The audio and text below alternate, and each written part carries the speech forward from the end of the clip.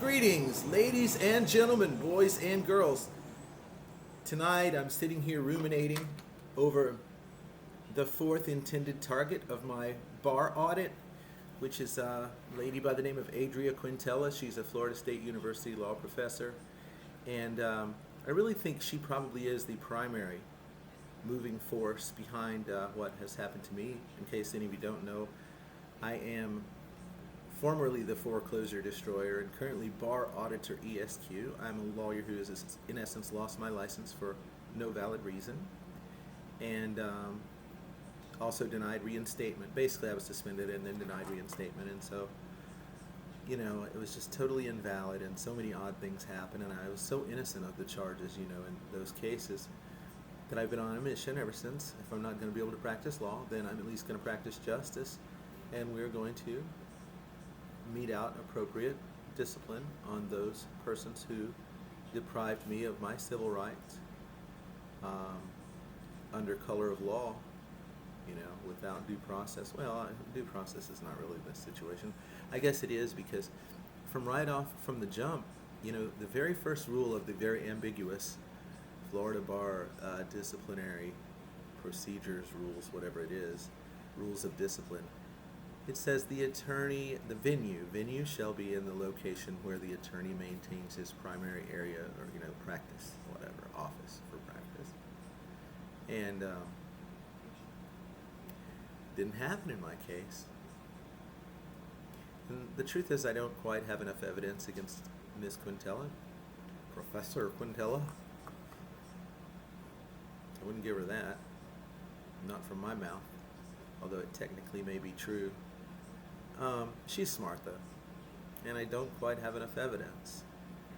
So I'm wondering what to do next, and I realize, the main accusation I'd like to make against Miss Quintella is that she set this thing in motion by getting my disciplinary case assigned to a judge up in Palm Beach County over whom she had a lot of influence, because her partner in the high ranks of the Florida Bar was a lady by the name of Michelle Suskauer, whose husband, whom I'd never met before, not in my district, North Palm Beach at the time, somehow gets appointed as referee in my case. And then he gets appointed again.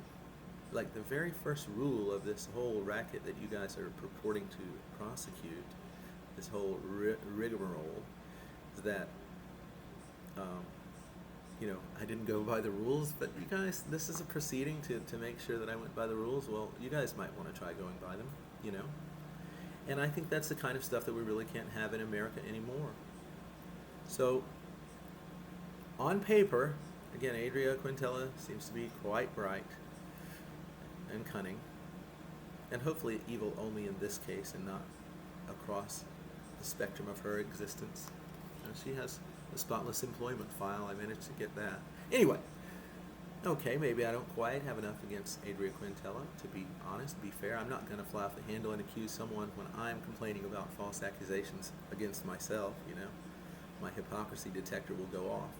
So, I'm like, well, on the paperwork, there's a certain judge, and that person is the one that ostensibly, that did order that the referee assigned to my case. So this is two orders. Some Palm Beach County judge, can't think of her name right now, but I'll come up with it. It's not a lack of willingness to give names, trust me. But I think she's going to be the one. She's the one that signed that thing in the very first rule. She assigns it to Palm Beach, and she knows my primary practice is in Broward. Palm Beach, about 10-15% of my practice. Never had an office in Palm Beach, nothing like that. And so, it's kind of a fucked up process from the start. And yet, one of the main things that they want you to prove when you're trying to get reinstated to your profession that you gave, like, all your young life, like, pursuing, to have that status and that success. And I took it seriously, and I was pretty damn good at it. I think most people would agree. So, and I'm not ostensibly, certainly in the top 10% in terms of honesty and integrity. I mean, I'm sure I really tried to be honest.